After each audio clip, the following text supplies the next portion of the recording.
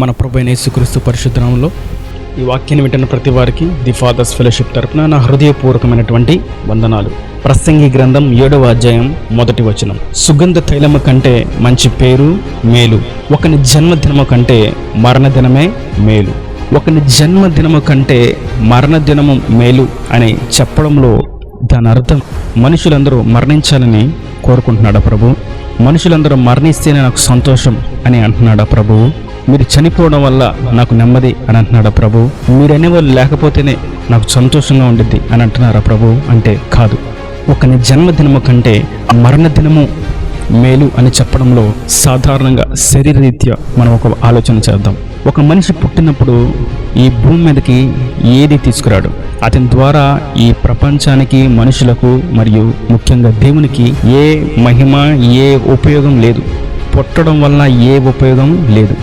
కానీ అతని మరణ దినాన్ని మనం జ్ఞాపకం చేసుకుంటే ఒకసారి చూసినట్లయితే మంచి బ్రతుకు బతికి తన బ్రతుకు ఒక సారాంశాన్ని తీసుకొచ్చి దేవునికి ఉపయోగకరంగా, మనుషులకు ఉపయోగకరంగా జీవించినట్లయితే అతని జన్మదినాన్ని, మరణదినాన్ని రెండు పొంతన చేసినట్లయితే జన్మించినప్పుడు ఏ ఉపయోగం లేని వ్యక్తి మరణించినప్పుడు అతని ద్వారా అనేకులు మేలు పొందుకున్నారు, అనేకులు లబ్ధి పొందుకున్నారు, అనేకులు దీవెనకరంగా మార్చబడ్డారు అని అతని పేరు చిరస్మరణీయంగా మార్చబడితే అతని మరణదినము మేలు. మనం వాక్యానుసారంగా చూసినట్లయితే మనిషి జన్మించినప్పుడు దేవునికి ఏ ఉపయోగం లేదు. కానీ మనిషి దేవుణ్ణి ఎరిగి యేసే క్రీస్తుని, యేసే రక్షకుడని, ఆయనే మార్గమును, సత్యమును, జీవమునై ఉన్నాడని, నిత్య జీవానికి, పరలోక రాజ్యానికి ఆయన ఒక్కడే ద్వారమని ఎరిగినట్లయితే, అది ఎరిగిన తర్వాత ఈ జీవితాన్ని చాలించినట్లయితే ప్రభు అంటున్నారు ఆ మరణ దినము మేలు. జన్మించడం వలన పరలోక రాజ్యానికి ఎవరు రారు. నేను ఈ భూమి మీదకి వచ్చాను కదా, నాకు పరలోక రాజ్యంలో సీట్ ఉంటుంది అని అనుకుంటే కనుక అది బుద్ధిహీనత.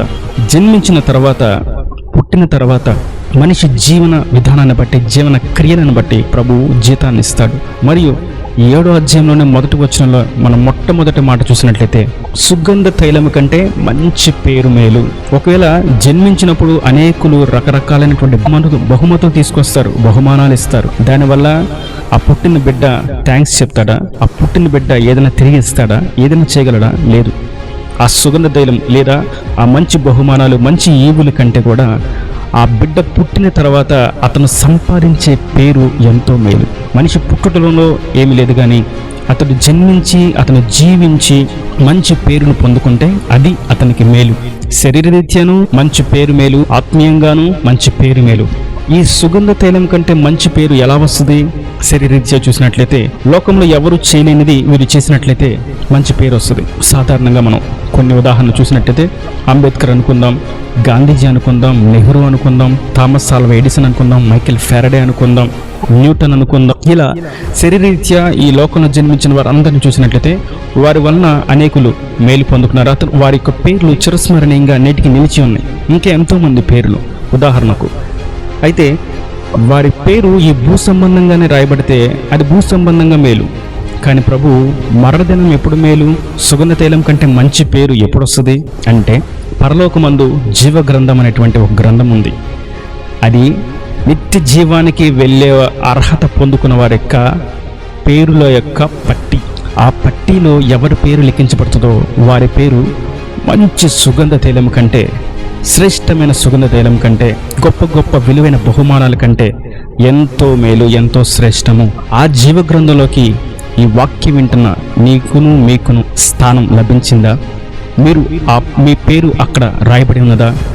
ఆ స్థానాన్ని మీరు సంపాదించుకున్నారా? ప్రభు అంటున్నారు సుగంధ తైలం కంటే మంచి పేరు మేలు. పరలోక రాజ్యానికి వెళ్ళడం కంటే మంచి ఏముంది? పరలోక రాజ్యానికి చేర్చబడడం కంటే మేలు ఏముంది? ప్రభు అంటున్నారు జన్మించడం వలన మీరు నా రాజ్యానికి, జీవ గ్రంథంలోకి మీరు రాలేరు, మీ పేరు ఎక్కించబడదు. కానీ మీరు జీవించిన జీవన విధానాన్ని బట్టి మీరు పరలోక రాజ్యానికి వస్తారు.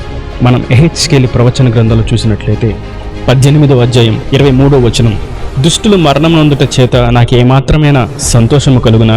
వారు తమ ప్రవర్తనను దిద్దుకొని బ్రతుకుటయే నాకు సంతోషం. ఇదే ప్రభువు యెహోవా వాక్కు.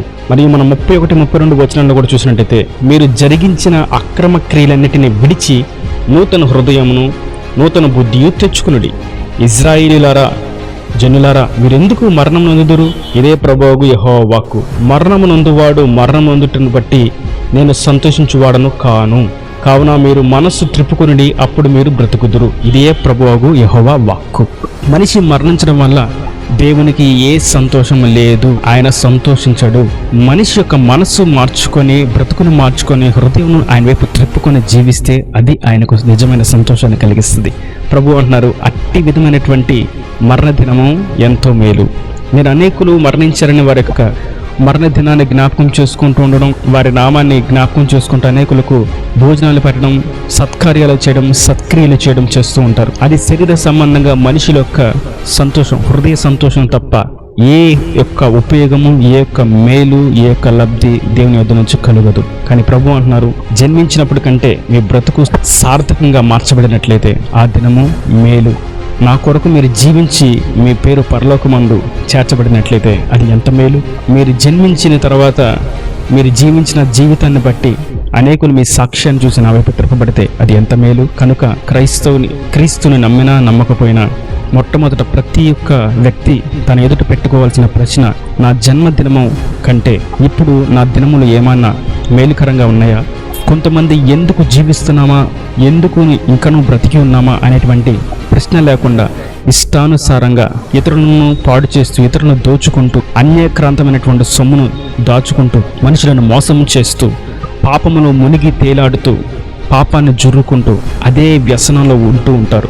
ప్రభు సెలవిస్తున్నారు, వారు మరణించడం వల్ల వారికి ఉపయోగం ఉండదు, వారు మరణించడం వల్ల మనుషులకి ఉపయోగం ఉండదు, వారు మరణించడం వల్ల దేవునికి ఉపయోగం ఉండదు. దేనికి కూడా వారి ద్వారా ఏ మేలు రాదు. ప్రభు అంటున్నారు, వారు మనసు మార్చుకొని నా వైపు తిరిగిన ఎడల వారి సాక్ష్యం వెదజల్లుద్ది, వారికి జీవితం పరిమళ సువాసనగా మార్చబడుతుంది. అది నాకు సంతోషం కలిగిస్తుంది, అది మీకు మేలుకరంగా మార్చబడుతుందని. కనుక మనం చేస్తున్న పని, మనం చదువుతున్న చదువు, మనం చేస్తున్న ఉద్యోగం, మనం చేస్తున్న వ్యాపారం, మనం చేస్తున్న భక్తి దేవుని దృష్టిలో మంచి సాక్ష్యాన్ని కలిగి ఉన్నదా, మంచి ఉద్దేశాన్ని కలిగి ఉన్నదా? ప్రభు అంటున్నారు, ఒకవేళ అట్టి స్థాయిలో ఉంటే గనక మీ యొక్క దినములన్నీ మేలుకరంగా మార్చబడతాయి.